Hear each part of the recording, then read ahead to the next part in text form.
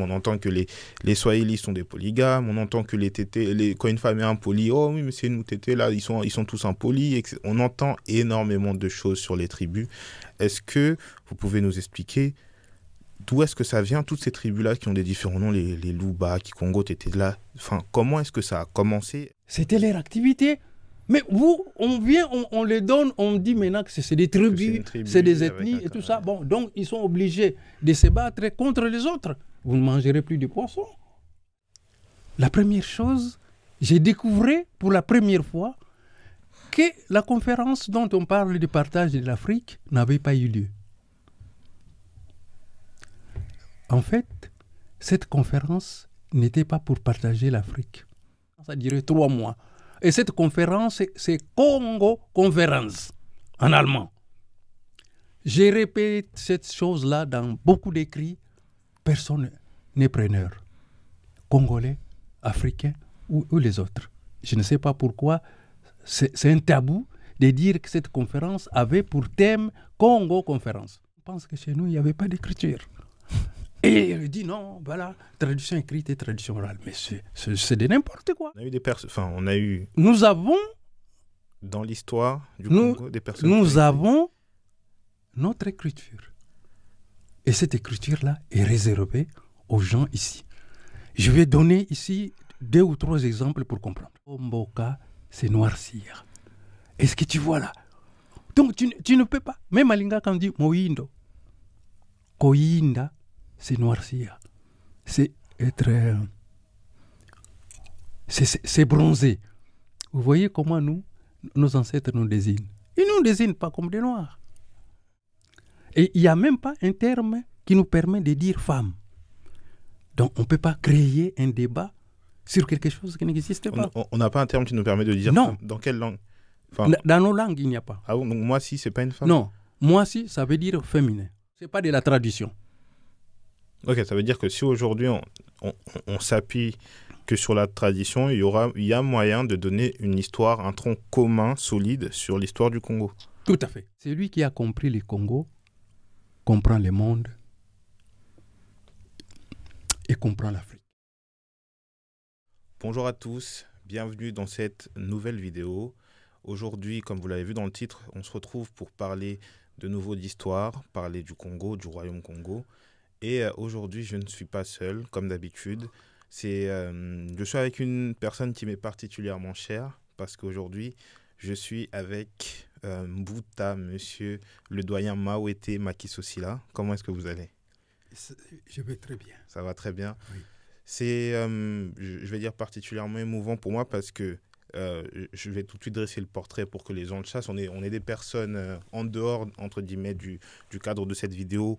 On se connaît, on s'appelle souvent. Vous êtes une personne que j'appelle quand j'ai des coups durs un peu dans la vie. J'ai eu un moment, une phase personnelle qui n'était pas forcément facile. Je vous ai eu au téléphone, vous avez su trouver les mots pour me reconforter. Et puis, on discute souvent, vous me donnez des conseils. Donc aujourd'hui, je suis un peu, on va dire, ça va être une émission qui va être un peu émotive. Et donc, je vous préviens directement aux personnes qui écoutent, on n'a pas forcément d'ordre chronologique. Ce que je voulais faire, c'est vraiment une discussion comme on en a quand on est au téléphone, des moments d'enseignement où vous me parlez de l'histoire, de plusieurs choses. Et je pense que ça va être particulièrement intéressant. Pour les personnes qui ne vous connaissent pas, qui ne connaissent pas votre travail, est-ce que vous pouvez vous présenter et dire ce que vous faites, qui vous êtes? Bon, ce qui est important à retenir, Mawete Makisosila, je suis né en 1955 à Kibokolo, dans le nord de l'Angola, dans la région où il y a eu la bataille de 1665, donc, où le 29 octobre, notre roi à 17h, Vitankanga, est mort. Okay. Donc, je suis de cette tradition-là. Et mon grand-père était le dernier qui veillait à la mine de Mavoyo, pour ceux qui connaissent la région. Parce que la bataille d'Ambouila, Ambouila, c'est parce que les Portugais, ils ont l'habitude de dire, quand ils disent par exemple, « Eu vai na Angola », donc Angola devient Angola. Ouais.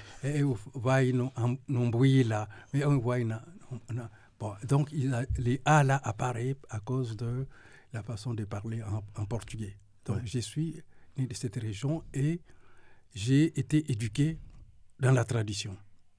C'est-à-dire que à Kibokolo fut bâtie la première mission protestante de l'Afrique centrale.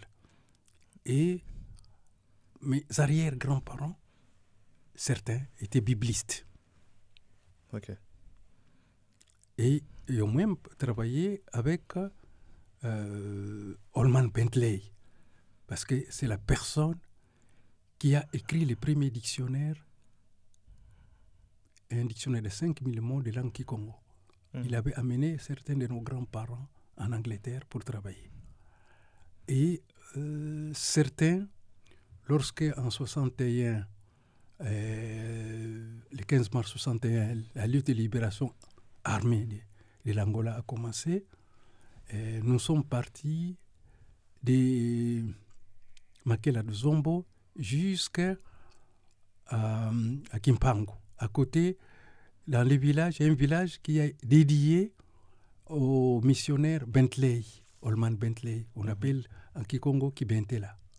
Okay, ouais. C'est très important de connaître cette histoire, puisque aujourd'hui, il y a des soucis pour parler de l'histoire du Congo. C'est-à-dire, il y a un souci chronologique. Et puis,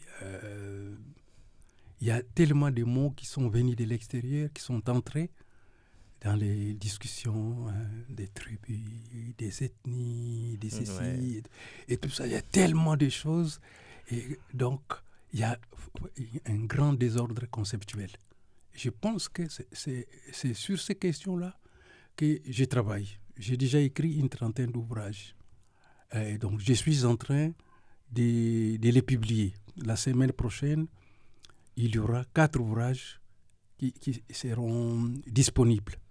Puisque en 2023, j'ai mené chaque mois ou chaque 2 mois, j'ai organisé un enseignement. Et parce que y a la sociologie et l'anthropologie africaine ont des problèmes. Même, disons, la linguistique. Nous n'avons pratiquement plus de maîtrise des langues. Et lorsqu'on n'a pas de maîtrise des langues, on ne peut pas maîtriser la sociologie, on ne peut pas maîtriser l'anthropologie et on ne peut pas maîtriser l'histoire. Et je pars sur ces principes-là. J'ai développé depuis 2010 un domaine des sciences sociales qu'on appelle conceptiologie africaine. Et avec ça, nous étudions spécialement les concepts. C'est-à-dire, si nous allons parler d'un sujet qui concerne l'Afrique, en tout cas au moins l'Afrique centrale, j'utilise, comme vous voyez ici dans ces livres-là, Dieu, ma mère, matriarcat et tout cela, nous utilisons les termes de langue maternelle pour être sûr que le sujet abordé est un sujet déjà traité par nos ancêtres. Sinon, ce n'est pas d'actualité. Donc, j'essaye de faire mes recherches pour rester dans l'actualité avec nos arrière-grands-parents, avec nos parents. Et aussi, comme on dit en français, on parle des modernes. Les gens pensent que c'est... Non, la modernité, c'est la façon de vivre la tradition. Ouais. Et c'est ce qui fait qu'en Europe même, il y a une modernité française, une modernité anglaise, une modernité allemande et tout ça. Donc la modernité, c'est seulement comment une génération consciente de sa tradition vit son époque. Et voilà, ce sont ces genres de questions qui m'interpellent. Ok. Je tiens quand même à préciser pour les personnes qui vont regarder.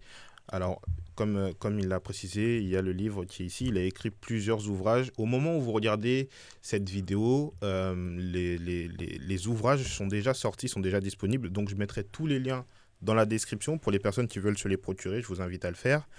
Et en dehors de tout ce qu'il a souligné, le travail sociologique, anthropologique et même historique, il faut savoir que Mbouta, ici présent, c'est quelqu'un qui est certifié par les institutions de plusieurs pays, la France et plusieurs pays d'Afrique. Donc c'est un travail vraiment qualitatif et sérieux. Vous avez même été à l'initiative et à la direction de certaines conférences, notamment sur l'histoire du Congo, sur l'histoire africaine. Donc, c'est vraiment... je vous invite vraiment à vous pencher et à jeter un œil sur le travail qu'il fait, parce que je peux vous dire que c'est un travail qui en vaut réellement le détour. Ici, je vais parler particulièrement des enseignements. Nous avons initié, par exemple, Dieu, ma mère, matriarcat et pouvoir maternel. Parce que c'est la question du pouvoir maternel qui met les désordres dans la communauté africaine actuellement. Un désordre au niveau des couples, un désordre au niveau des familles, un désordre au niveau de la communauté. Et nos pays en pâtissent. Ok. J'ai une question du coup par Oui. rapport à ça. Quand on parle de matriarcat, par Oui. exemple, une société, ou même de manière générale, on va prendre le sujet comme vous l'avez évoqué, d'un couple. Oui. Un couple, entre guillemets, matriarcal, ça fonctionne comment? Qu'est-ce que ça donne? Parce que nous, on connaît forcément le couple traditionnel, ce qu'on appelle un couple traditionnel. Couple matriarcal, quels sont les us et coutumes? En fait, quand vous dites traditionnel, il ne peut pas avoir... Les patriarcats n'est pas une tradition africaine. Donc, je parle. Il y a deux modèles d'organisation sociale au monde. Il y a ce qu'on appelle les matriarcats, qui est un modèle que nous voyons avec nos parents, qui est fondé sur la complémentarité entre les maris et la femme. Complémentarité, je ne parle pas égalité. Oui, bien sûr. C'est fondé sur la complémentarité. Donc, il n'y a pas de chef de famille dans ces modèles. Okay. Les parents ont autorité, ont déjà confiance entre eux. Ayant confiance entre eux, les parents, ils ont confiance en ils s'occupent de leurs enfants. Et sachant qu'ils sont membres de la communauté, ils ont des devoirs envers la communauté. C'est ce qui a donné des situations de stabilité. Nos mamans, nos parents restaient 50 ans, 60 ans de mariage, 70 ans pour mes parents. Et à la mort, mon père s'est laissé pratiquement mourir. Il a perdu le goût de la vie. Au bout de 70 ans avec maman, tout ça, il a perdu le goût de la vie. Et il est resté comme ça. Les 2 derniers mois de sa vie, il regardait les enfants, il ne disait rien, il faisait des petits sourires, et puis il est entré dans un silence pendant 1 mois avant de s'en aller. J'ai encore comme ça. Ça, c'est les matriarcats. La deuxième situation, c'est celle que nous avons avec les églises. Parce que on dit les maris et les chefs de famille, la femme doit être soumise à son mari. Non, chez nous, il n'y a pas de soumission. Dans les matriarcats, il n'y a pas de soumission. C'est-à-dire que quand vous voyez, aujourd'hui, vous allez au pays, vous voyez une maman qui vend ses bananes et sort le matin, et rentre et tout ça. Elle rend compte même à son mari de ce qu'elle fait, et les maris, la même chose. Et j'ai l'habitude de dire à mes propres enfants, j'ai dit, vous savez, sans les patriarcats, les matriarcats, mon père pouvait mourir comme un voyou. Elle me dit pourquoi? Il dit parce que lorsque la fin du mois arrivait, papa rentrait avec tout son argent et donnait à maman. Et c'est maman qui habillait papa. C'est maman qui lui achetait depuis les chaussures jusqu'à la tête. Et lorsqu'il y avait des cotisations familiales à faire, c'était le travail de maman. Maman lui rendait compte à son mari. Et un des témoignages, c'est lorsque les gens venaient rendre visite à maman ou papa, si un d'eux est malade. Et maman disait, ah, votre frère a bu l'eau à telle heure. Maman savait le dernier moment où son mari a bu de l'eau avant d'aller dormir. Donc, vous voyez qu'il prenait soin d'eux. Ça, c'est ce qu'on appelle les matriarcats. Alors, en Kikongo, on va dire Bongudi, les matriarcats. Donc, la bonté. En Lingala, on va dire Boboto. Donc, la mère est la personne qui gère la bonté du couple, la bonté de la famille, la bonté de la communauté, la bonté de la nation. Et à Lingala même, on va dire Libota, pour parler des familles. Vous voyez qu'Obota, c'est donner l'origine. Oui, oui. Et seule la mère Mamakara Mutabotaka. Il n'y a que la mère qui met au monde. Il n'y a que la mère qui donne l'origine. Mais cela ne veut pas dire qu'il n'y a pas de rôle. Vous voyez, vous comprenez les rôles, la complémentarité. Oui, chacun donne physiologiquement selon ses possibilités physiologiques et s'épanouit selon ses possibilités physiologiques et sociales. C'est ça les matriarcats. Oui, non mais franchement, dit comme ça, c'est un concept qui n'est pas forcément antinomique parce qu'aujourd'hui, quand on entend surtout les revendications féministes ou matriarcales on va dire des groupuscules, que ce soit en Occident ou aux États-Unis, c'est sûr que ça a une connotation qui est un peu plus péjorative. On a beaucoup de femmes qui vont tout de suite commencer à crier à l'égalité. Bon, alors, l'égalité sociétale ça, c'est pas forcément un débat. Je pense qu'on est tous d'accord pour qu'une femme et un homme qui font le même nombre d'heures soient payés pareil.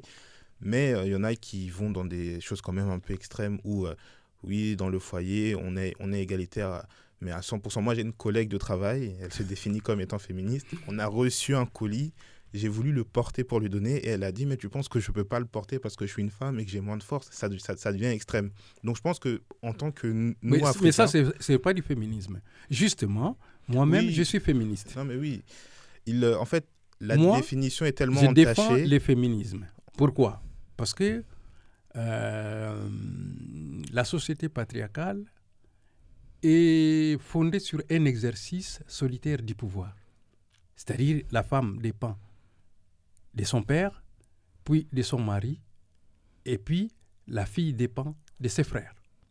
Non, il n'y a pas de hiérarchie dans une famille matriarcale. Dans les matriarcats, il y a un exercice de pouvoir. Déjà, qu'est-ce que le pouvoir ?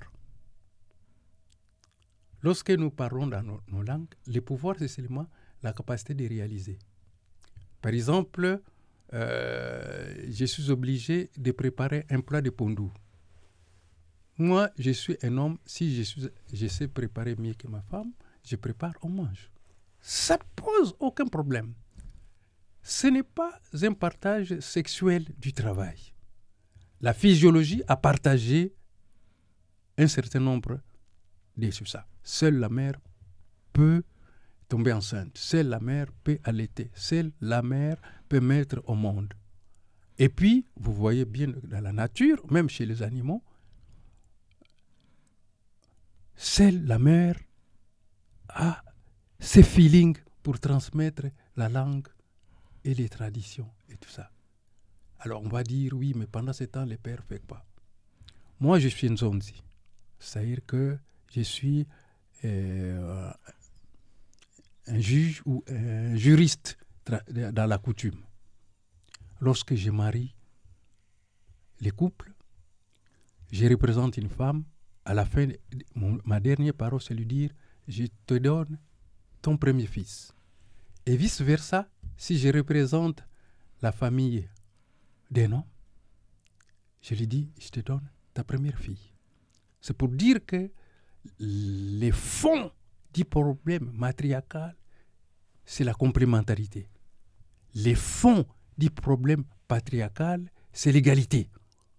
Bon, donc, les conditions dans lesquelles le patriarcat est pratiqué, on va te demander, la femme va être soumise à l'homme et tout. L'année dernière, dans un de mes enseignements, j'ai posé la question aux professeurs qui étaient présentes, aux femmes. J'ai dit, bon, d'après vous, la soumission là, ça se passe comment ? Parce qu'il faut, moi j'entends soumission, je ne peux pas être soumis. D'accord. Oui, mais qu'est-ce que toi tu entends ? Qu'est-ce que tu as vécu comme soumission ? Eh bien, il n'y avait personne. Le terme soumission n'existe pas dans les matriarcats. Et n'existe pas dans nos langues. Parce que pour parler, on parle à sa femme avec, on dit, boto aussi. Respect. Vous comprenez ? Donc, dans la famille, nous avons les mêmes devoirs en tant qu'enfants envers nos parents. C'est le même devoir que ma mère a envers mon père. C'est le même devoir que mon père a envers ma mère. Il n'y a pas de ni conflit, ni compétition. Oui, non, mais personne n'est en dessous de l'autre. En fait, la définition que vous donnez à l'instant qui est la vôtre, elle colle beaucoup plus, du coup, avec les idées et les valeurs, on va dire, conservatrices que j'ai dans mon cas, que ce qu'on entend après. Comme on le dit souvent, le problème avec ce genre de courant, c'est que aujourd'hui, j'ai conscience qu'on a une mauvaise image parce qu'on est souvent exposé aux extrêmes et que le vrai discours féminisme, etc., il est compréhensible lorsqu'on se penche dessus. Maintenant, je pense que c'est quelque chose, peut-être qu'il faudra qu'on fasse carrément un entretien entier, une émission entière qui est dédiée à cela, parce que là, je vois que le temps court un peu, mais on reviendra dessus. Ce que j'aimerais qu'on fasse là, c'est que on commence à ouvrir la grande parenthèse du Royaume Congo, votre domaine d'expertise. Et alors, moi, je vais dire quelque chose qui m'est propre et vous me dites si jamais vous me corrigez. Moi qui aime beaucoup l'histoire, je me suis rendu compte que l'histoire, bien que c'est un gros bloc, un bloc qui est assez solide, eh bien, en fonction des endroits, l'histoire, je ne vais pas dire qu'il y a différentes versions parce qu'à chaque fois que je le lis, vous me reprenez, mais particulièrement quand on parle de l'histoire de l'Afrique, notamment du Congo, quand on sait que les traditions, l'histoire a été transmise un peu beaucoup plus à l'oral qu'à l'écrit, ça laisse place à beaucoup plus de créativité, à beaucoup plus d'improvisation. Je vous assure que c'est totalement le contraire. D'accord, ça veut dire qu'aujourd'hui, il y a un bloc solide. Non, l'écrit conserve. La parole oblige. Vous comprenez? Bon, je vais vous donner un témoignage. Le 12 octobre 2018, donc c'est derrière ici, nous sommes partis une délégation des chercheurs, des Vutuka, Kimbanguistes et puis des indépendants. Nous étions au Bundestag, donc au Parlement allemand. Nous avons rencontré la directrice de l'histoire du Bundestag. On nous a amenés dans les salles de conférences. Nous sommes partis à l'endroit où il y avait la conférence, justement. Et pendant la deuxième, ils ont cassé cet endroit. Il y a maintenant un immeuble. Mais par contre, ils ont mis une plaque qui rappelle qu'il y avait cet événement-là. Deux choses m'ont frappé. La première chose, j'ai découvert pour la première fois que la conférence dont on parle du partage de l'Afrique n'avait pas eu lieu. En fait, cette conférence n'était pas pour partager l'Afrique. En tout cas, ce but-là, il n'est pas indiqué. La deuxième chose qui m'a surpris, c'est que la conférence avait un nom. Donc, comme toute, c'est la plus ancienne conférence internationale la plus longue. Et c'est dit Congo Conférence. Donc, conférence du Congo. C'est la conférence du bassin du Congo. Elle était en quelle année, vous voyez? Ça a commencé le 15 novembre 1888. C'était terminé le 26 février 1885. Parce que les gens parlent seulement de 85. Mais la conférence a duré 3 mois. Et cette conférence, c'est Congo Conférence, en allemand. J'ai répété cette chose-là dans beaucoup d'écrits. Personne n'est preneur. Congolais, Africains ou les autres. Je ne sais pas pourquoi. C'est un tabou de dire que cette conférence avait pour thème Congo Conférence. Moi, c'est parce que maintenant je suis un peu fatigué, mais chaque année, nous, on avait l'habitude, le 15 novembre, d'aller à Berlin. Parce qu'on voulait comprendre. Ben, si vous comprenez ce qui s'est passé à Berlin, vous pouvez comprendre ce qui se passe aujourd'hui. Vous ne pouvez pas comprendre. Si vous ne changez pas, vous n'entrez pas dans la logique des Congo Conférences, parce que vous savez que, je crois, en 1883, les rois avaient organisé une conférence géographique sur la région. Donc, eux, ils ont fait quelque chose de sérieux. Et donc, lorsqu'ils se sont partagés les endroits où chacun voulait commercer, avoir les avantages et tout ça, ça s'est passé comme ça, mais en toute conscience. Nous sommes en train de faire une histoire inconsciente. Je dis que lorsque j'écris Congo Conférence, je ne vois pas des Congolais preneurs. Je ne sais pas si la prochaine fois qu'on ira, on trouvera encore cette plaque-là et tout ça. Nous, on a fait les photos. Et je vous dis que les gens qui étaient partis avec nous, lorsque nous avons fini, nous sommes entrés faire notre propre conférence. Et j'ai parlé de cela. J'ai dit, vous voyez,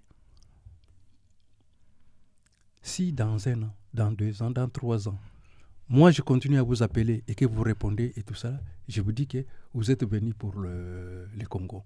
Et comme beaucoup prétendaient travailler pour Mvolozi Kimbangu, j'ai dit, c'est comme ça que je le saurais. Bon, je me suis fait mon idée. Ce que je voudrais dire, c'est que notre histoire orale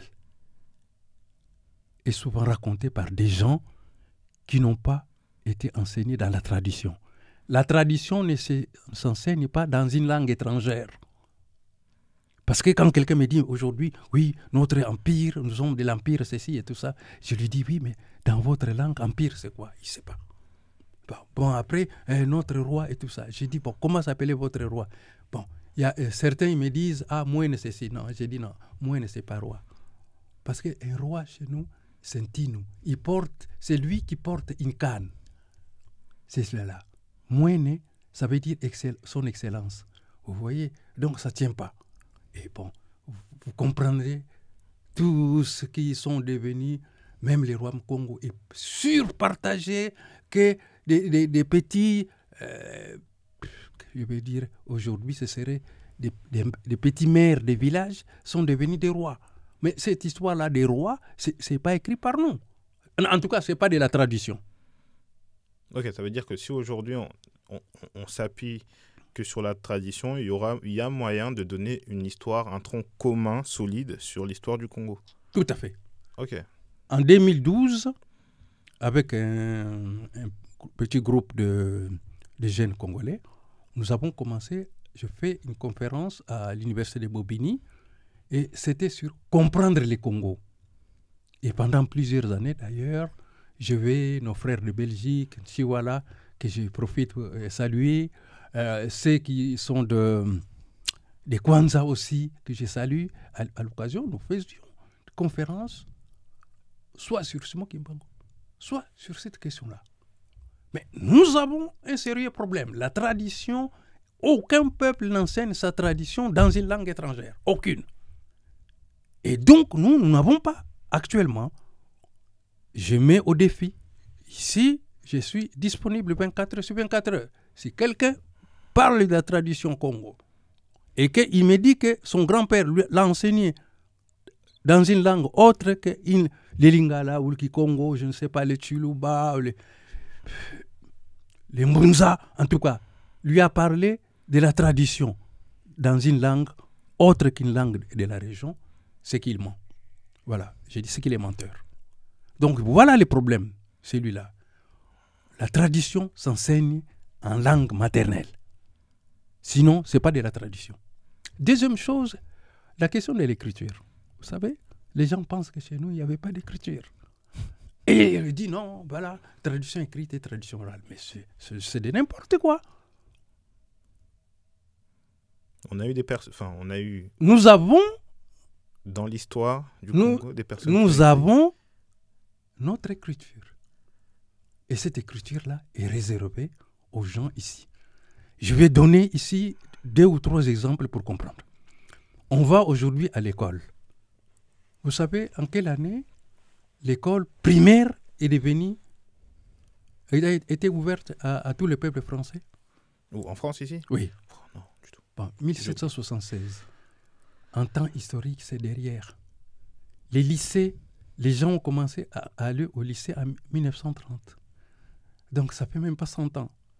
Donc, il faut que nous, on soit sérieux quand on vient parler histoire.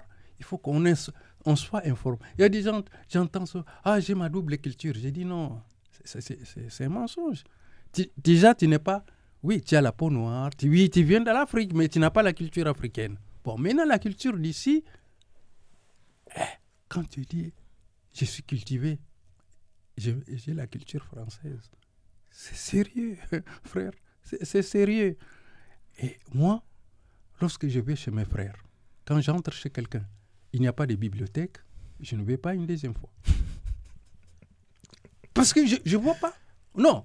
Bon, maintenant, on peut aller discuter des Pondou, des Kwanga et tout ça. Mais je ne veux pas qu'avec des gens comme ça, on discute des problèmes, des sujets intellectuels. Non, je mets tout ça en place pour qu'on puisse avoir des choses à se dire. Non, Donc, la base, c'est que pour faire une histoire écrite, il faut avoir une histoire dite, orale. C'est une tradition. Donc, la tradition n'est pas un mensonge. Je vais te donner un exemple. Je vais prendre une tradition. Lorsque nous étions avec nos grands-parents, les grands-pères, ils veulent me voir à midi.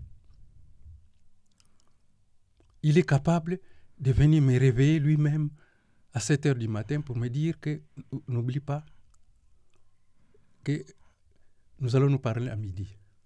Mais lui, il habite à 40 km de l'endroit où je suis. Ça, c'est pas accessible à quelqu'un qui est allé à l'école. Oui. L'enfant qui est allé à l'école, moi, Oui, tu connais Kinshasa, je faisais Mongafula jusqu'à Kintambo à pied. Je suis du collège à l'air, presque 50 km à pied. Bon, mais quand je sors, je vois que je suis alphabétisé. Et en 68, je commençais à écrire. 72, j'avais 17 ans, j'étais au collège, j'enseignais déjà les sciences naturelles parce que c'est la matière que je m'étais destiné à être soit professeur, soit médecin. Et donc j'étais déjà poète, donc je le faisais. Au bout des années, quand je suis entré à l'université, 1 mois, 2 mois après, j'étais titulaire, donc tuteur de physiologie. Et chaque fois que j'ai eu un diplôme universitaire, je me suis rendu compte que je suis trop bête. Au bout de 15, j'ai arrêté. Non, pour vous dire que notre tâche n'est pas facile.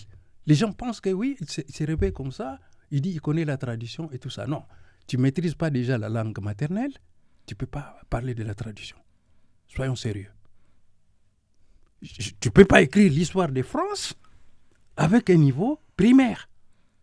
Ça dit déjà dans la tradition, tu n'as pas le niveau primaire et tu veux écrire l'histoire du pays qui demande d'avoir un niveau universitaire. Donc voilà, nous sommes dans un grand désordre. Je suis en train de le dire. Moi, ça m'a demandé 18 ans. Et 18 ans, tous mes grands-parents, maternels et paternels, étaient des érudits dans la tradition. Après eux, je n'en connais pas beaucoup. D'accord, ça veut dire que aujourd'hui, on a des personnes qui connaissent l'histoire, la vraie histoire, qui connaissent la tradition, mais en fait, on va dire que le combat, en gros, c'est de faire en sorte de sensibiliser plus de personnes à connaître, apprendre la tradition dans les langues pour qu'on puisse faire ce travail-là de raccrochage et que tout le monde puisse être uni sur un tronc commun. Pour enfin écrire notre histoire. Ok, d'accord. Parce que l'histoire, bon, je ne vais pas citer les noms. Moi, en respect, je vois V. Obenga, je vois V. Bilolo, je vois, ils ne sont pas nombreux qui peuvent faire de la tradition. Et puisqu'il nous faut des langues de chez nous, une maîtrise des langues chez nous, je ne vois pas des gens comme V. Obenga, V. Bilolo, notre frère Dibombari, Mboli, ils ne sont pas nombreux, qui font de la linguistique historique africaine. Et donc, si vous n'avez pas l'histoire de votre langue, vous ne pouvez pas avoir l'histoire de la tradition. La tradition, c'est sérieux. Frère, ce que je suis en train de dire, c'est trop sérieux. Je ne dis pas que moi, je suis au summum. Je suis en train de te dire que nous devons avoir la modestie de ne pas parler de notre histoire comme ça. Je vais donner un exemple plus important. Du 17 au 19 novembre 2013, ici en France, nous avons organisé le premier congrès mondial des originaires du Royaume Congo. C'est moi qui l'ai présidé. Depuis, il n'y a pas eu un autre. C'est très difficile d'organiser une manifestation scientifique. J'ai dit, si vous voulez venir parler, non, si vous n'avez que, bon, ceux qui vont venir du Brésil, ceux qui sont venus du Brésil, d'Haïti, de Colombie, pas Argentine, à côté Chili, ceux qui sont venus, c'est là, ils n'ont pas une langue africaine dans la bouche, qui va. Mais ceux qui viennent d'Afrique, qui sont incapables de déposer un texte dans leur langue maternelle, non, ne peuvent pas avoir prétention de venir parler de notre histoire. Il faut qu'on soit sérieux. Et donc, c'est pour dire que lorsque vous connaissez la tradition, vous maîtrisez la tradition, vous pouvez faire les mathématiques, la physique, sciences, biologie, et tout ça. Et je mets au défi, quelqu'un veut faire, moi je fais Dieu, ma mère, ma féminisme, tous mes livres, je donne des concepts en langue maternelle, sinon je ne l'écris pas. Il y a des textes que j'ai écrits que je n'ai pas publiés dans le cadre de la tradition africaine. Parce que je manque de concepts. C'est des choses que j'ai appris à l'université. Bon, avec la fausse prétention d'avoir compris, j'ai écrit l'article, mais je ne l'écrase pas dans mes articles qui ont lien avec la tradition Congo. Parce que c'est pas bon. Les villages de mes pères, c'est Makela Mazombo. Et lorsqu'on traduit, ça veut dire la voie lactée. Qui pouvait imaginer que nous connaissions, on peut dans notre langue parler de la voie lactée? C'est la cosmologie, c'est la haute science physique. Et c'est le nom du lieu où je suis né. Le village de mes parents. Et puis, on peut continuer. Vous voyez, chaque fois qu'on va dire et tout ça. Donc, lorsqu'il y aura des gens qui viendront te parler de tradition, prends le temps que tu trouves des gens qui vont parler des toponymes, des homonymes. Parce que quand il donne le nom des lieux où il vient, il doit nous donner les sens, la sémantique du lieu où il est né, dans sa langue maternelle. En ce moment-là, on sait que ça commence à être sérieux. Okay. Or, aujourd'hui, on nous a fabriqué des petites tribus, et nous, on est en train de se battre sur des conneries, des tribus, des ethnies qui étaient ceci. J'ai même lu récemment un texte. Bon, je ne vais pas les citer ici parce que je vais transgresser l'essence du débat. Mais non, quand tu donnes même les temps historiques, j'ai dit à un Portugais m'a dit, oui, mais vous savez, nous, quand on est arrivé, ça, j'ai dit non. Vous, les Portugais, vous-même les Européens, quand vous êtes venus chez nous, vous êtes venus chercher la richesse. Vous êtes venus chercher ce que vous n'aviez pas. Donc, vous ne pouvez pas nous apprendre ce que nous, on avait déjà. C'est pas bon. Discussion sérieusement. Il dit, oui, c'est nous qui avons appris au Royaume Congo comment on construit en dur. Il ne portait pas des chaussures. Il dit, il y a des choses comme ça. J'ai dit, mais où vous avez appris ça? Il dit, oui, bon. Je prends une photo, puisque les Hollandais et les Portugais s'étaient disputés le Royaume Congo à un moment. D'accord? Oui, même à Rentonga, c'était... Donc, quand vous allez au musée d'Aper, c'est la famille d'Aper qui a au niveau de la Hollande, les sources de l'histoire du Congo. Il y a 3 endroits où vous trouvez des sources sérieuses. D'abord, au Vatican, au Vatican à cause de l'Église, parce que aussi, notre grand-père, Sakune Vunda, est parti enseigner hein, donc la théologie Congo, il fut même évêque de Carthage. Hein, j'ai en partie grandi à Carthage moi-même. Donc, les grands-pères furent envoyés là-bas et il est parti mourir à Rome. À Rome, il est enterré là-bas, à la basilique Santa Maria delle Maggiore, donc Sainte Marie Majeure. C'est là où il se trouve les saints catholiques, mais il n'est pas cité dans la liste des saints. Ce n'est pas un problème. Donc, vous voulez des documents sur l'Angola, sur le Rwanda Congo, vous allez au Portugal. Et à l'époque de Mobutu, ils ont fait ça. Donc, avant de faire ces déclarations, de tout cela, ils ont envoyé des chercheurs qui sont partis au Portugal pour aller chercher l'histoire du Congo. Et aussi, donc, vous allez chez les Dapper en Hollande. Là, vous commencez à voir des choses sérieuses. J'ai pris une photo d'Apper, c'est-à-dire une illustration de 1604. Je montre à ces Portugais-là. J'ai dit, qu'est-ce que vous voyez là? Il dit, c'est les rois Congo. Bon, d'accord.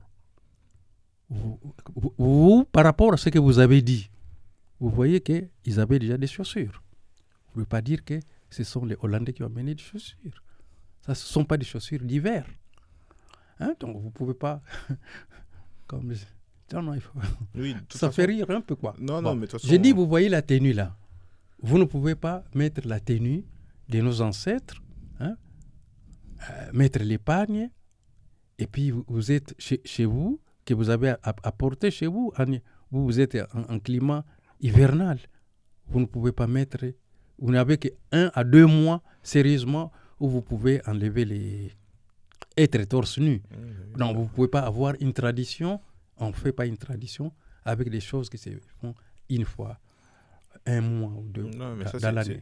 On voit qu'ils ont trouvé un écosystème déjà quand ils arrivaient et ça aujourd'hui on le sait hein, au niveau en fait le travail se fait de plus en plus et même si c'est vrai que quand on était très jeune avec le manque de sources on avait tendance à se dire que c'est un peu les colons qui sont arrivés et qui ont un peu tout appris. Aujourd'hui, avec l'éveil des consciences et le travail de beaucoup de personnes, dont vous, on se rend compte qu'on était des civilisations qui étaient déjà particulièrement bien assises et qu'il y a des choses qui ont été reprises sur les civilisations africaines et qui ont une influence très importante dans le monde et en Europe encore aujourd'hui. Donc ça, c'est un travail qui est donc, qui est indéniable. Ce que je voudrais dire, c'est pour nous, mais c'est pour nos frères européens aussi. Hein, les africanistes, ceux qui travaillent sur la civilisation africaine. Non, tu ne peux pas. J'ai demandé à un professeur, je ne vais pas citer son nom ici, j'ai dit, moi je te mets au défi. Je vais me déshabiller et entrer dans Paris nu. Si toi tu me donnes tes sources. Tu me donnes 2 sources seulement. Les villages où toi tu es parti et tu as rencontré un sorcier et le sorcier t'a informé dans ta langue maternelle puisque tu ne parles pas la langue. Et tu es revenu, tu as écrit un livre. J'ai dit, il faut que nous tous, on soit modestes. Moi, je ne peux pas écrire l'histoire de France. Pourtant, j'ai eu la chance, je suis passé dans la main de beaucoup, je ne vais pas les appeler maîtres, mais des pères dans la science française. Des pères. Oui, bien sûr. Et je ne peux pas écrire à leur place. Donc, cette modestie-là, hein, je pense que notre entretien d'aujourd'hui, le bien qui est là, de ne pas jouer avec la tradition. La tradition, c'est sérieux. C'est-à-dire que grand-père me dit, le soleil, quand il se lève, le soleil se lève dans telles conditions. Il prend un cocoto. Tu connais cocoto, c'est quoi? Non. Donc, le symbole que perd, tu connais, non? Oui. Bon, alors, donc il te dit, voilà, la journée, la vie, elle est comme ça. Donc, il te donne l'heure où le soleil se lève. Et pourquoi ça se lève comme ça? Et il te dit, pourquoi à midi, le soleil est brillant.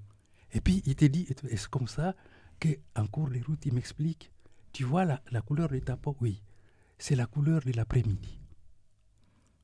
Donc, l'ombre, c'est, tu vois la couleur du soir là. Lomboka, c'est noircir. Est-ce que tu vois là?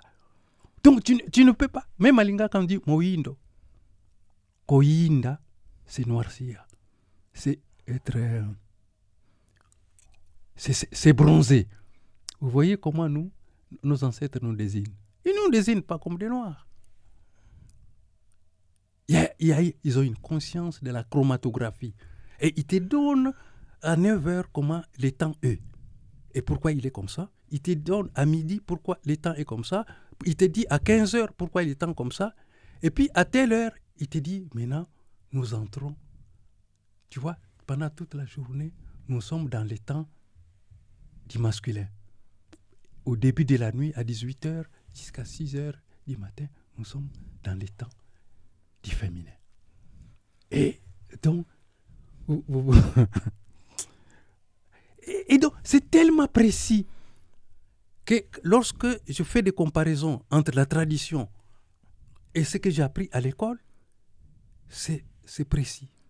J'obtiens les mêmes résultats. Oui, non, mais c'est incroyable. Non, mais c'est un savoir qui est différent. C'est vraiment un savoir qui est différent. Moi, je l'ai vu quand je vais au Congo, dans le bas Congo, moi, un peu après Matadi, oui. Moi qui fais de la pêche, ouais. Je vois par exemple, même au niveau de la perception qu'ils ont, les techniques qu'ils ont pour pêcher, ça n'a rien à voir avec les nôtres.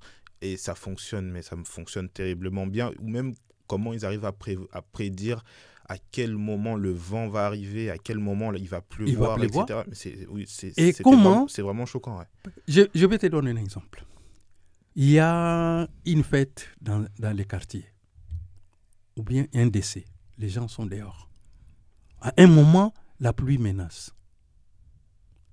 Ils appellent un enfant de telles conditions. Ils les mettent à côté. Ils lui font dire des choses. La pluie s'arrête. Il pleut dans tous les quartiers, sauf à l'endroit où il y a cet événement. Bon, si j'ai vu ça une fois, je pouvais dire, bon, c'est le hasard. Mais ça ne peut pas être systématiquement. Et la tradition est systématique et systémique. Ça, c'est bien. Franchement, là, je vois que le temps file un peu. Et sur les quelques dernières minutes qu'on a, j'ai une question que je voudrais poser. Et celle-là, je pense qu'elle va faire du bien à beaucoup de gens. On en a un peu parlé tout à l'heure. C'est concernant les différentes tribus, entre guillemets. Parce que ça, c'est peut-être quelque chose que vous allez nous déconstruire.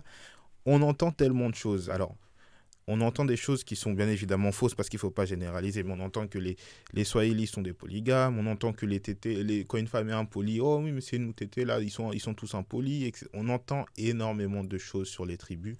Est-ce que vous pouvez nous expliquer d'où est-ce que ça vient, toutes ces tribus-là qui ont des différents noms, les Luba, Kikongo, tétés, là, comment est-ce que ça a commencé? Est-ce que ça a vraiment un sens? Est-ce que on va dire que à la base, il y a une explication plutôt logique. Est-ce que c'est une perception? Comment est-ce qu'on en vient à tout ça, en fait? Non. On dit, pas chez Azoba ici, il a raté.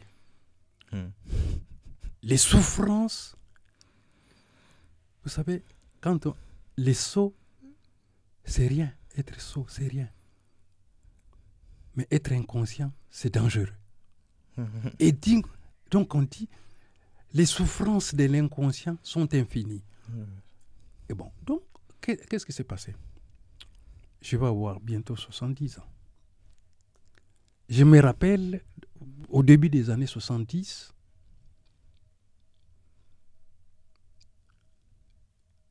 pour que quelqu'un, un Mouyaka, entre en ville, les Mouyaka étaient maltraités. Il y avait tellement de représentations sur lui et tout ça. Les Mouyaka n'avaient qu'une seule chose à faire, c'est de transporter du bois, vendre du bois, brocher les chaussures, faire des petits boulots chez les gens. Et je demande à mon grand-père, est-ce que tu estimes que c'est comme ça? Et mon grand-père commence à m'expliquer comment les Bayakas sont apparus.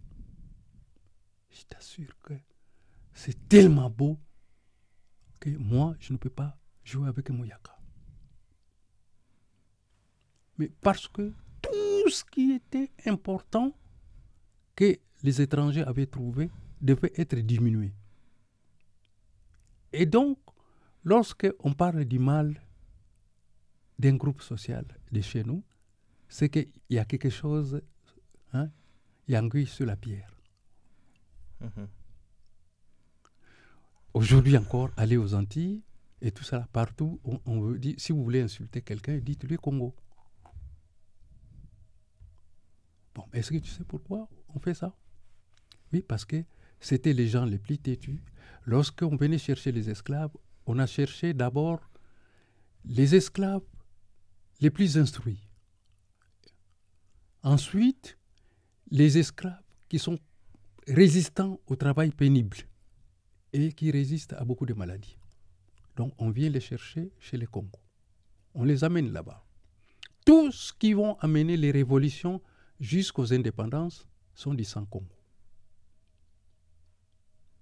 Et les Blancs, ils ne peuvent pas accepter un Congo. Jusqu'aujourd'hui, d'ailleurs, ça fait des conflits entre les autorités dans certains pays avec les Bas-Congo. Ça pose un problème. Parce que les gens têtus, ils n'obéissent pas. Et ils étaient connus dans les dictionnaires, je crois, le dictionnaire d'Alembert, ils écrivaient les comportements des différents esclaves qu'ils prenaient.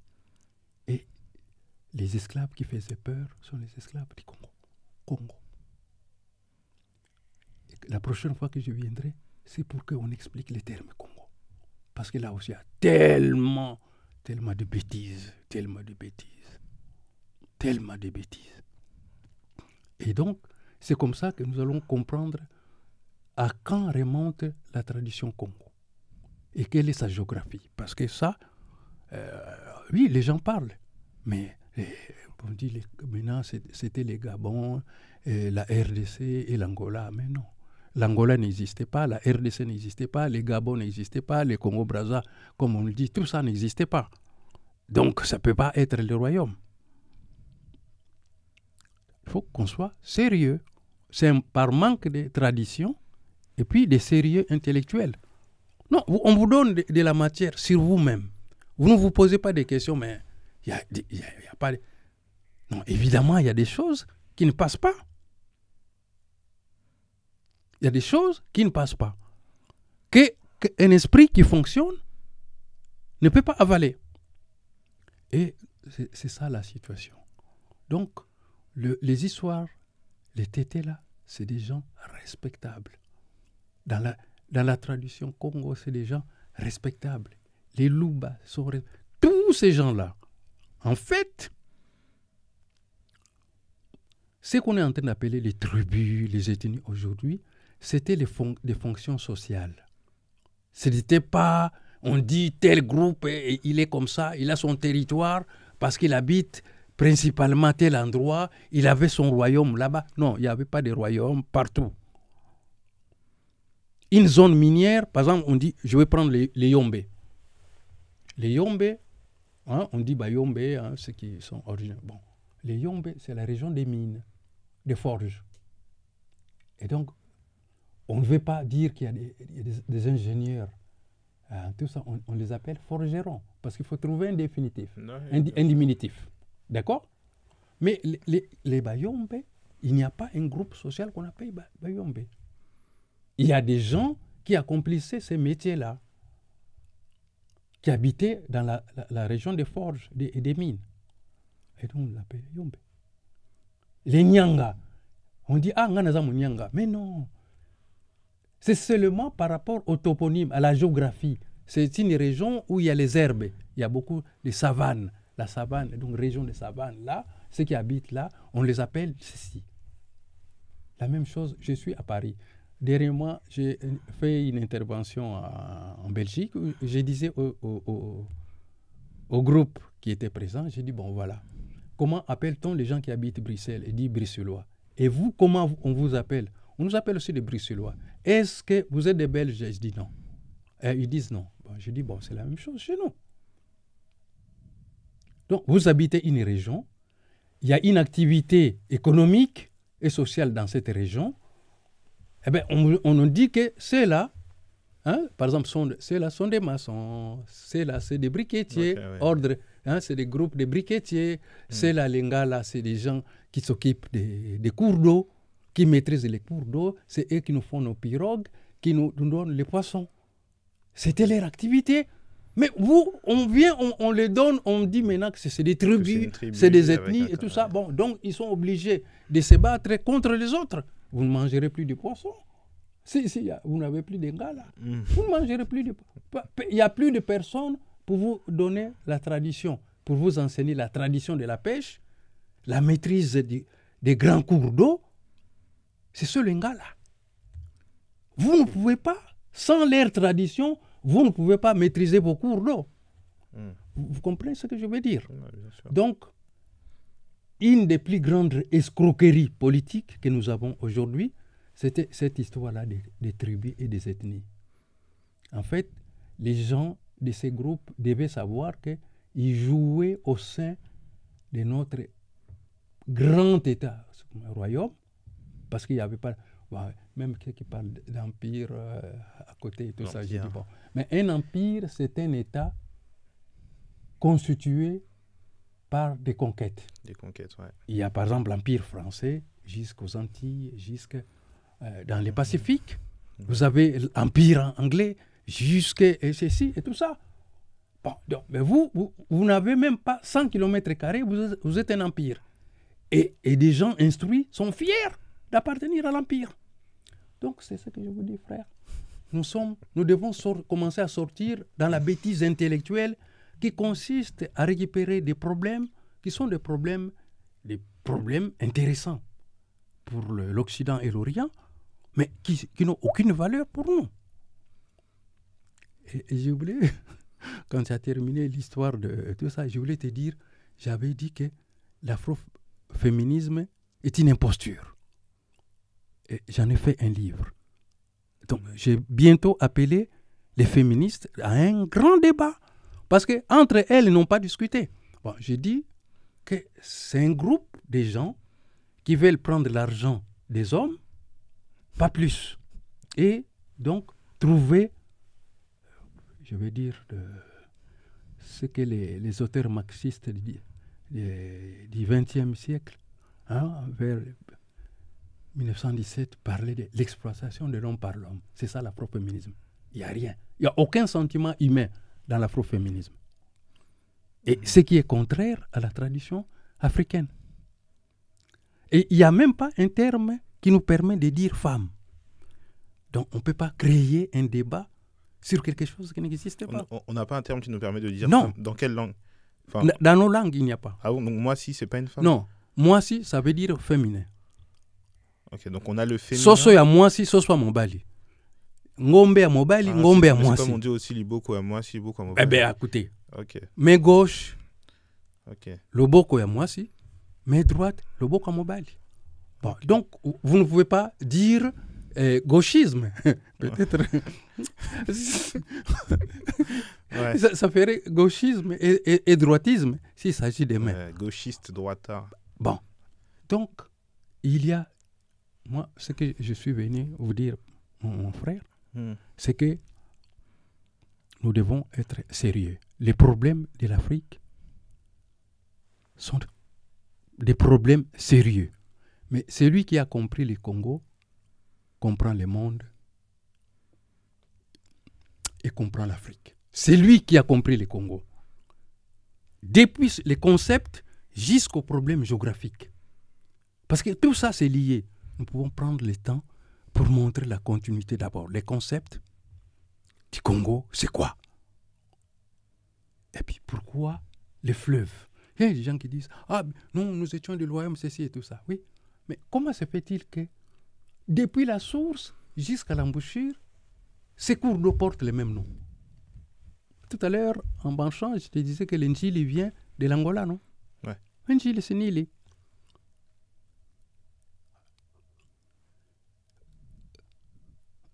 Je te donne encore deux petits exemples pour montrer que la tradition est réservée à des gens conscients.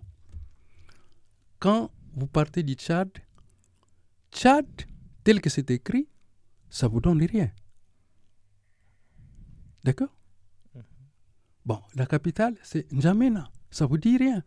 Mais si c'est N'Djamena, ça veut dire les mondes d'amont, les pays d'amont. C'est ce que ça veut dire. Vous commencez à descendre, vous avez le fleuve, ce n'est pas un fleuve, c'est l'affluent puisqu'il tombe dans le Congo. On appelle ça Ubangi. Bon, tel que c'est écrit, en Kikongo, on lirait Owu Bangui. Tu vois? Mais c'est écrit en français parce que c'est... Bon. D'accord. Mais en fait, c'est Umbangi. Tu es témoin. Donc la capitale du Centrafrique, ce n'est pas Bangui, c'est Mbangi. Quand vous partez causer avec des vieux, ils te disent Ngana Motambangi de. Il dit ça Motambangi. Il dit Mbangi pour dire Bangui. Et donc, c'est tout ce travail. Vous ne pouvez pas parler de Bangui en tant qu'intellectuel. Vous dites que vous connaissez la tradition, alors que votre vieux est en train de dire Mbangi. Vous ne pouvez pas parler de Ubangi en tant qu'intellectuel, alors qu'en fait, c'est Umbangi. Et il y a tellement de choses comme ça à remettre en place pour que notre histoire, vous savez, souvent, il y a des gens qui se plaignent trop de la façon dont on est avec les Européens, oui. Mais eux, quand ils venaient, ils ne savaient pas. Donc, ils écrivaient ce qu'ils entendaient et ce qu'ils voyaient. Maintenant, nous, c'est à nous de remettre de l'ordre sur ce qu'ils ont vu, qu'ils n'ont pas compris, ce qu'ils ont entendu, qu'ils ont mal entendu et qu'ils ont mal écrit. Et donc, je voudrais tout revenir, conclure que nous manquons d'histoire écrite et nous manquons d'histoire orale actuellement. Actuellement. Et c'est pour cela que tous nos pays-là ont des situations désordonnées. Il y a les désordres. Parce que quand quelqu'un devient une autorité, l'autorité, c'est d'abord quelqu'un qui est enseigné dans la tradition. Et on a l'habitude de dire, bon, chef coutumier, mariage coutumier, et tout ça, ça me fait rire. Oui, mais si tu pars te marier à la mairie, c'est la coutume d'ici. C'est pour ça qu'on appelle ça mariage civil. Ce qui est civil et coutumier. C'est le respect de la tradition. Et ici, on respecte la tradition. Oui, ça veut dire tradition, ça ne veut pas dire autre chose. Et bon, nous, vous discutez avec quelqu'un d'instruit, il dit entre la tradition et la modernité. Bon, je lui dis entre la tradition et la modernité, de qui? Ben, c'est ça. Les gens pensent que le terme tradition est réservé aux Africains et modernité est réservé à d'autres peuples. Non. Et voilà, c'est de l'ordre sur toutes ces choses-là qui nous permettra après d'avoir des discussions intéressantes. Parce qu'aujourd'hui, les discussions sont... Moi, franchement, il y a des endroits où je ne vais pas parce que je trouve inutile. On ne peut pas discuter sur des choses dont on ne maîtrise qu'un dixième, un centième. Comment vous allez parler de la tradition ancestrale? Par exemple, le royaume Congo aujourd'hui, c'est divisé entre. Chacun essaie de tirer et tout ça. J'ai dit, les Français que nous étudions à l'université, c'est les Français de la région parisienne, de Paris et sa région. Quand ils sortent, on parle du provençal. On parle du français de telle région. Et pour les Kikongo, c'est la même chose. Les Belges ont introduit ce qu'on appelle Kikongo à l'État. Donc, les Kikongo du gouvernement, l'État, donc de l'État. Prenons État comme ça. Oui, mais vous ne pouvez pas créer une langue de l'État dont vous n'êtes pas originaire. C'est ça la bêtise. Or, c'est ces Kikongo-là qui passent à la télévision et dans les médias et tout ça. Donc, on ne peut pas parler des traditions comme ça. On dit « monokotuba », moi je parle. Quand il traduit, ça veut dire « moi je parle ». Ce n'est pas les Kikongo. C'est pas sérieux. Vous ne pouvez pas, avec les Kikongo, ceux Kikongo à l'État, parler de la tradition. Si vous avez été, la tradition vous a été enseignée dans les Kikongo à l'État, c'est une fausseté. Oui, d'accord. Vous voyez un peu le cadre. Il y a tellement de sujets comme ça à aborder, mais il y a des personnalités dans la communauté intéressantes, mais qui doivent faire l'effort de revenir à la source d'abord. Parce que nous avons besoin d'écrire notre histoire pour léguer aux générations qui viennent. Mais cette histoire doit partir de la tradition. Or, si nous ne maîtrisons pas la tradition, nous serons malhonnêtes d'écrire l'histoire. Malhonnête. C'est une fausse histoire. Voilà, donc je vais terminer par ça. Sans tradition, transmise des ascendants aux descendants dans les langues maternelles africaines, on ne peut pas écrire. En tout cas, si l'Européen écrit, tant mieux. Il écrit notre histoire, tant mieux. Mais il faut Bon, que... nous n'avons pas à l'applaudir, mais que... ça fait partie du patrimoine culturel. Oui, de toute façon, c'est... Mais si nous écrivons en partant des mêmes documents, c'est que c'est foutu. Oui, non, mais il appartient à tout peuple de pouvoir soi-même faire ce travail d'introspection pour retracer sa propre histoire. Et ça, je le dis pour tous les peuples, hein, que ce soit pour les Africains, en Asie, en Europe. C'est surtout aujourd'hui où c'est particulièrement, comme je dis toujours, il y a les valeurs un peu progressistes qui veulent un peu déraciner les civilisations de ce qu'elles ont toujours été. Non. Tu ne peux pas chercher la disparition d'une autre culture et être progressiste. Non, ce n'est pas du progrès. Oui, ouais, mais après, mais vous savez, c'est comme avec le féminisme, ils utilisent des mots pour nommer des choses qui n'ont rien à voir, en fait. C'est comme souvent quand des femmes vont parler de la société patriarcale, etc., elles vont employer des mots qui, quand on regarde avec la sémantique ou l'étymologie, ça n'a pas grand-chose à voir. Et du coup, maintenant, on est dans des combats qui sont un peu... comment dire, on s'en mêle les pinceaux. Combien d'afroféministes savent que les matriarcats existent? Combien d'afroféministes savent que le patriarcat existe? Moi, je ne l'écoute même pas, donc je ne saurais même pas vous dire. Bon. J'allais dire tant mieux. Moi, je les cherche tout le temps et je dis aux filles qui sont maintenant des coachs à 25 ans, moi je regarde même les visages, je dis non. Parlent du féminisme de manière désordonnée, ils veulent prendre les pouvoirs et tout cela. J'ai dit, chez nos parents, le problème du pouvoir ne s'est jamais posé. Chez nos parents, je parle de la tradition. Le problème du partage du pouvoir n'a jamais existé. Le travail, une famille, j'ai posé il y a 5 jours la question à quelqu'un, c'est un célèbre monsieur qui expliquait tout ça. Je lui dis, ben oui, mais qu'est-ce qu'une famille africaine? Bon, tu ne connais pas. Ce sont les structures. Ce sont les premières choses pour parler de sociologie. Et il ne sait pas. Non. Une femme, son mari et ses enfants, ce n'est pas une famille chez nous. Ouais. Ce n'est pas une famille. Le terme Kanda, ça veut dire ceux qui ne sont pas éloignés. Ceux qui ne sont pas éloignés en quoi? Par rapport au sperme, par rapport au sang, par rapport à la langue, par rapport au territoire, par rapport à l'histoire. Vous comprenez? Et par rapport au lait maternel.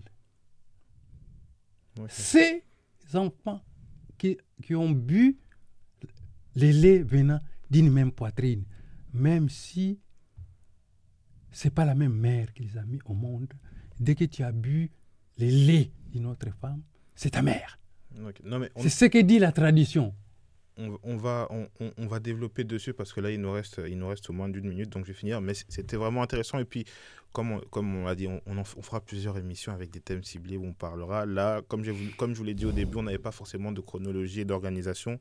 Je voulais juste vous faire bénéficier d'une des nombreuses discussions qu'on a dans le privé. On parle énormément. Et donc, voilà, on a parlé de ça. Peut-être que la prochaine fois, on parlera du féminisme. Peut-être qu'on parlera de vos ouvrages que vous allez sortir. Je vais prendre le temps de les prendre, de les lire, et puis on pourra parler dessus.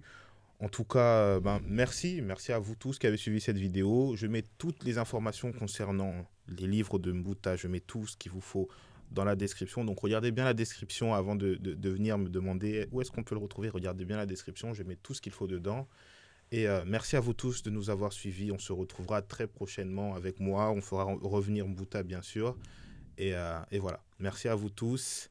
Et puis voilà, hein, au revoir. Bonne journée, bonne soirée à tous. Et on se dit à la prochaine.